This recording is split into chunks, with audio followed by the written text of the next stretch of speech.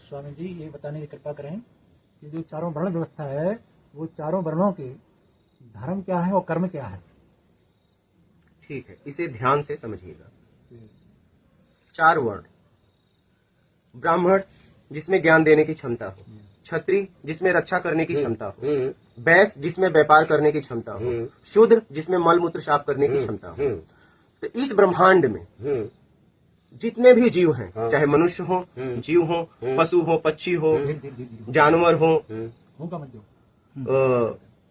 चूटा हो, चूटी हो, कोई भी हो, जितने भी 84 लाख योनि बोला गया है, चाहे जितने भी हो, ये ध्यान से समझिएगा।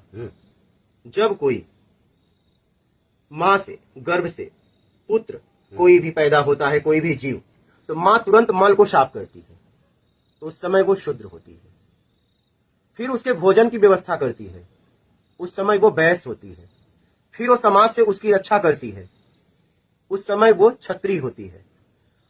और जब आखिरी में उसे समाज में छोड़ देती है, उड़ा देती है, छोड़ देती है ज्ञान देके, तो उस समय वो ब्राह्मण होती है। और फिर वो जो जीव है, चाहे मनुष्य हो, चाहे कोई भी जीव हो, जब जीने की शुरुआत करता है तो ज्ञान से शुरुआत होती है। और फिर वो अपने आप को बचाने के लिए, अपने परिवार के लिए, समाज से। स्वामी जी ये बताने की कृपा करें कि जो चारों वर्ण व्यवस्था है वो चारों वर्णों के धर्म क्या है और कर्म क्या है। ठीक है, इसे ध्यान से समझिएगा।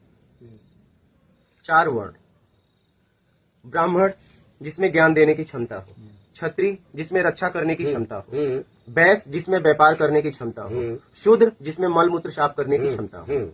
तो इस ब्रह्मांड में जितने भी जीव हैं, चाहे मनुष्य हो, जीव हो, पशु हो, पक्षी हो, जानवर हो, चूटा हो, चूटी हो, कोई भी हो, जितने भी 84 लाख योनि बोला गया है, चाहे जितने भी हो, ये ध्यान से समझिएगा। जब कोई माँ से, गर्भ से पुत्र कोई भी पैदा होता है, कोई भी जीव, तो माँ तुरंत मल को साफ करती है, तो उस समय वो शुद्र होती है। फिर उसके भोजन की व्यवस्था करती है, उस समय वो वैश्य होती है।